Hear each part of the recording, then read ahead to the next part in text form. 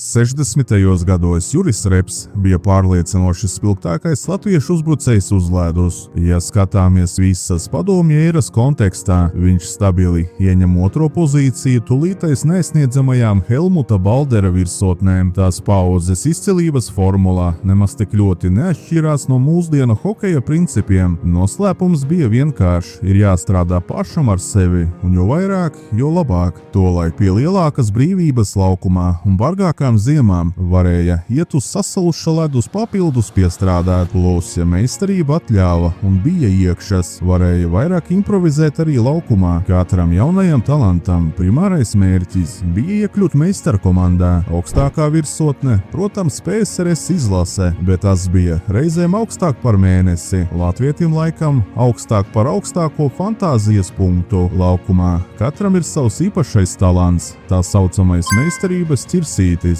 Piemēram, Kerčs, Nižavīs un Dārziņš uz ledus savulaik meistarīgi glaudīja ripiņu. Kāds ir ļoti eksplozīvs un ātrs kā Miķelis Rēdliks, cits atkal teicami pāredz laukumu. Tad ir Helmuts Balderis, kurš var visu, bet Jurim Repsim padevās brīnišķīgs metiens no ceļgala. Viņa vīzija bija skaidra: ja spēlētājam ir mīkstas un ātras rokas, tajās slēpjas patiesas hokeja vērtības. Ja 2000. gadu izskaņā vārtus, kas gūti no iemetienāpļiem vienā pieskārienā, Latvijā mēdza dēvēt par hosas punktu, tad 60. gados šī zona neapstrīdami piederēja Jurim Repsim, tā laika izcilākajam latviešu hokeja meistaram. Tajā laikā vārtsargu ekipējums bija krietni smagnējāks, un viņu reakcija uz zemajiem metieniem lēnāka. Repša spēja izpildīt šādu metienu momentāli, mainot sava ķermeņa smaguma centru, padarīja viņu par neparedzamu snaiperi, ko pretinieku aizsargi bieži nespēja izskaitļot, jau tolaik spēlējot Padomju Savienības otrajā pēc spēka līgā. Uz kreisās malas uzbrucēju Repsi aci bija uzmetis lielvalsts hokeja grants Maskavas Dinamo. 60. gadu pirmajā pusē Viktors Tihanovs jau bija ar pilnu jaudu meties trenera amatā, būdams leģendārā Arkādija Černišova palīgs. Jāatgādina, ka Černišovs tajā laikā bija PSRS izlases galvenais stūrmanis. Tihanovs jau toreiz neatlaidīgi meklēja talantus visā milzīgajā savienības blokā. Viņu uzrunāja puisis no Rīgas, kurš sezonu pēc sezonas Rīgas Daugavas sastāvā pretinieku vārtos lādēja virs 30, 40 un pat 50 ripām, lai gan tā bija otrā līga. Mēs runājam par valsti ar tolaik vairāk nekā 200 miljoniem iedzīvotāju. Līmenis bija ļoti augsts, un izcelties ar tādu rezultatīvitāti spēlētājs ar kokainām rokām vienkārši nespētu. Juri uz Maskavu aicināja 2 reizes, tikai ar otro piegājienu. Gadu vēlāk viņš beidzot nonāca slavenajā Dinamo kolektīvā. Ja viņš būtu devies prom agrāk, visticamāk viņa reiķinā būtu arī spēles junioru izlasē. No 61. līdz 67. gadam Reps bija uzticīgs Rīgas Daugavas krāsām, un 65. gadā tieši šīs komandas sastāvā viņš kļuva par sporta meistaru, taču mājās līdzjutēji Repsi uzskatīja par nodevēju. Pirms došanās uz Maskavu Juri uz paklāju izsauca vietējie partijas funkcionāri: "Tu esi komjaunatnes biedrs." Viņi skarbi norādīja hokejistam: "Kā tu vari tā vienkārši nodot savu vietējo komandu?" Bet, kā jau minēts, puisim, kuram hokejs bija sirdī, mērķi bija visaugstākie. Viņš gribēja pārbaudīt savu spēku elitē, nonākt Maskavas Dinamo rindās. Tas tajā laikā bija milzīgs prestižs un vienīgā reālā iespēja, lai sapnis par PSRS izlasi kļūtu tuvāks patiesībai. Rīgas Daugava tolaik bija tālu no tās elites, ko vēlāk izveidoja Tihanovs ar Rīgas Dinamo. Repša aiziešana nebija vienkārši pārcelšanās, tā bija izlaušanās no provinces hokeja uz impērijas centru, apliecinot sevi pārbaudes mačos ar nepiekāpīgu cīņas spāru un savu firmas metienu. Juris Reps sastāvā nostiprinājās praktiski uzreiz. Viņam nepārvilka svītru, pat rupjā kļūda pašā pirmajā čempionāta spēlē, kuras dēļ komanda ielaida vārtus. Improvizācija un virtuozitāte uz ledus uzvedus bija atļauta, taču pastāvēja viens nepiedodams grēks - neprecīza piespēle. Padomju hokeja klasika bija skarba. Ripai vienmēr bija jānonāk tieši uz partnera nūjas lapstiņas, nevis kaut kur slidās vai aiz muguras. Tajā laikā precīza piespēle bija zelta vērtībā. Atbildība par to bija tikpat milzīga, kā 1. janvāra rītā būt atbildīgam par pēdējo minerālu ūdens pūdeli. Ja kaut kas nogāja greizi, momentā varēja izpelnīties sulīgu mātes vārdu kombināciju, bet atsevišķos brīžos un kolektīvos par paviršību varēja teorētiski un ļoti reti dabūt arī pa muti. Reps nonāca vienā kompānijā ar tādām personībām kā Vladimirs Jurzīnovs, Viktors Šilovs, Jurijs Čičūrins un toreiz vēl pavisam jaunais Aleksandrs Maļcevs. Vārtos pirmais numurs bija Boris Zaicevs, bet rezultatīvākais spēlētājs komandā bija tas pats Jurzīnovs. Tā gada sastāvam kopumā bija arī šāda tāda starptautiska pieredze - 64 spēles pasaules čempionātos un 28 mači olimpiskajās spēlēs. Reps bija azartisks ne tikai laukumā, bet arī ārpus tā. Viņa lielākā aizslība bija kāršu spēles. Kopā ar Čičūrinu viņi spēja pat spēļu pārtraukumos ieslēgties ģērbtuvē, lai uzrautu kādu partiju. Dažu minūšu laikā Juris pamanījās zaudēt iespaidīgas naudas summas, pēc kurām atgriezties uz ledus un koncentrēties hokejam bija grūti. Leģendārais Aleksandrs Maļcevs vēlāk atcerējās, ka Čičūrins uzvarēja 99% gadījumu. Komandas biedri ar smaidu mēļoja, ja Čičūrins nebūtu bijis dāsns un nepiedotu Repsim šos azartspēļu parādus, hokejs būtu palicis bez naudas, bez automašīnas un pat bez dzīvokļa. Vēlāk abi azartiskie vīri pārgāja uz mierīgāku nodarbi.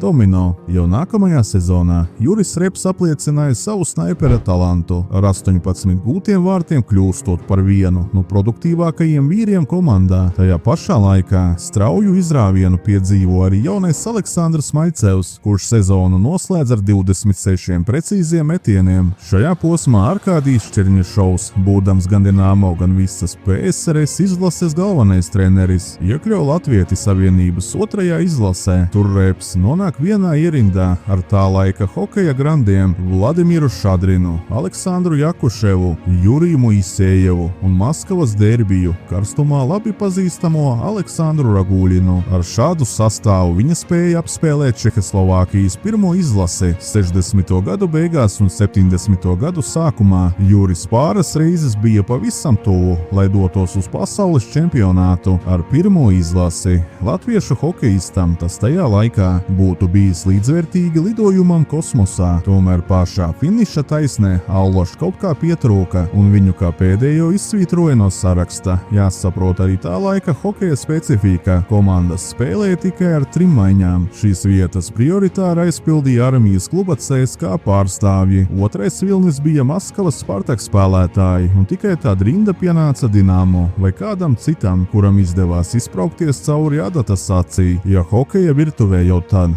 būtu ieviestas 4 maiņas, ko nedaudz vēlāk veiksmīgi integrēja Viktors Cihanovs. Juris Reps noteikti būtu mērojis ceļu uz kādu no lielajiem čempionātiem. Būtisks faktors bija arī ietekmi sadalījums. Lai gan Černišovs skaitījās pirmais treneris, milzīga vara piederēja tieši Anatolijam Tarāsovam no CSKA, kamēr Tarāsovs agresīvi lobēja un verevēja savus armijniekus izlasēji. Černišovs nevienmēr pietiekami stingri iestājās par savas komandas Dinamo spēlētājiem. Tā nu Reps palika turpat pie sliekšņa, meistarībā līdzvērtīgs labākajiem, bet sistēmas ierobežots. CSKA un Sparta kodoli bija tik monolīti, ka iebūvē tajos vienu tehnisku latvieti no Dinamo treneriem šķita liels risks, lai gan Repša metiens no ceļgala būtu noderējis pret jebkuru pasaules vārtsargu. Strādāt kopā ar Anatoliju Tarāsovu Juris Reps jutās nērti. Viņu starpā pat uzliesmoja domstarpības saistībā ar slavenā trenera specifisko pieeju, piemēram, kūleņu mešanu turnejā Zviedrijā. Savukārt Arkādiju Černišovu spēlētājs atceras kā speciālistu, kurš prāta būt skarbs un mācēja arī sodīt. Reiz par režīma pārkāpšanu Ļeņingradā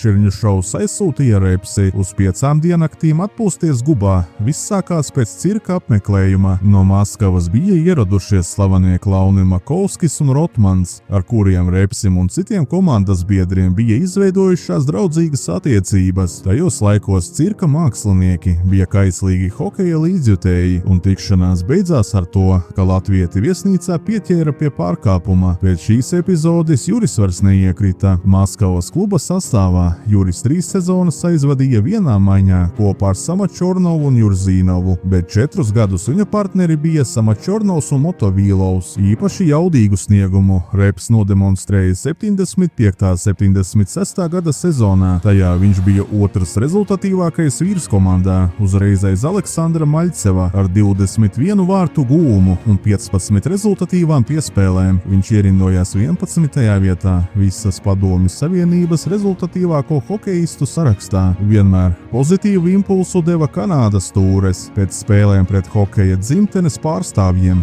parasti sekoja jūtams meistarības kāpums. Atgriežoties Savienības čempionātā, viss uz brīdi šķita viegli un pašsaprotami. Spēlējot pret pasaules labākajiem, tavs arsenāls neizbēgami paceļas jaunā līmenī. Spēles temps un dinamika piespiež domāt un rīkoties ātrāk, liekot pielāgoties augstākajām spēles prasībām. 70.